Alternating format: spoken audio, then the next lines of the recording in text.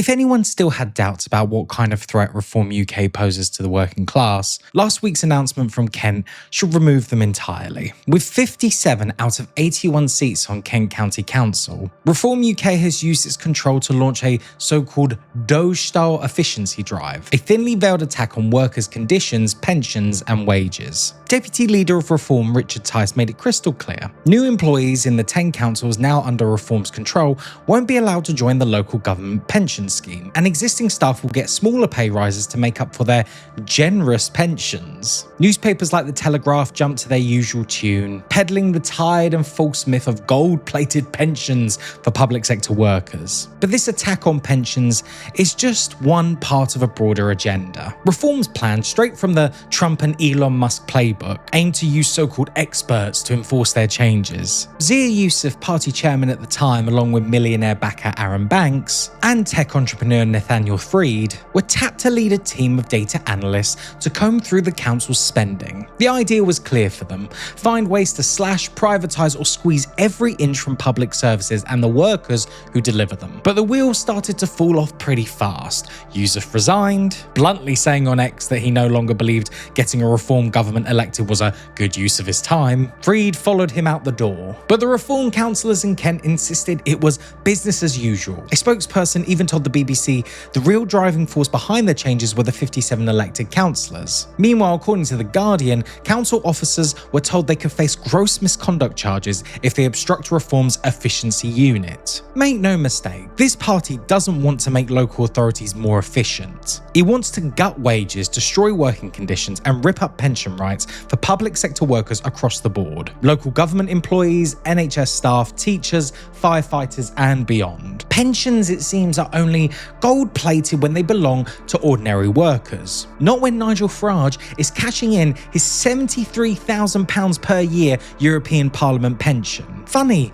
how that all works, Farage. But how will the public sector trade unions respond? John Richards of Unison rightly dismissed Reform's proposals as something scribbled on the back of a beer mat, pointing out that the LGPS is well funded and affordable. But if the plan is to simply challenge this in court, that's nowhere near enough. Even without changing the law, Reform can and will chip away at pensions and conditions from within. And if they ever gain national power, you can be certain they will change the law. We've already seen what happens when unions wait too long to act. In education, academy trusts have tried to hire teachers on worse terms, cutting sick pay and maternity leave. It's only been militant action, including the threat of strikes, that's kept two-tier contracts at bay. The Fire Brigades Union got it right. They said they would fiercely resist Reform's plans, calling them what they are: an assault on the pensions of firefighters and council workers. The GMB has also promised to do everything in its power to protect workers' rights, and Rachel Harrison was absolutely spot on when she said slashing pensions after a decade of pay cuts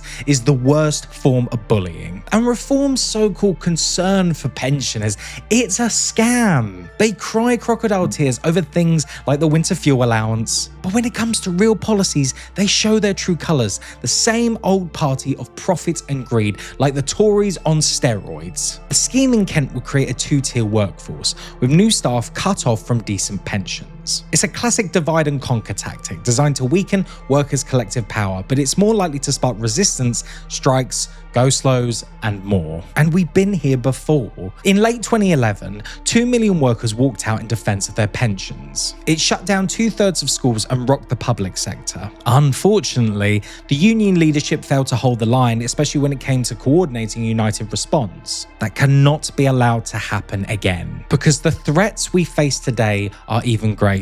Christina McAnee, Gary Smith and Sharon Graham, the General Secretaries of Unison, GMB and Unite, need to act now, not when it's too late. They, along with the FBU and Teachers Union, should be sitting down immediately to plan a united strategy. The drive to the bottom must be stopped. Local authority workers have paid into their pensions for decades. These aren't perks, they're earned.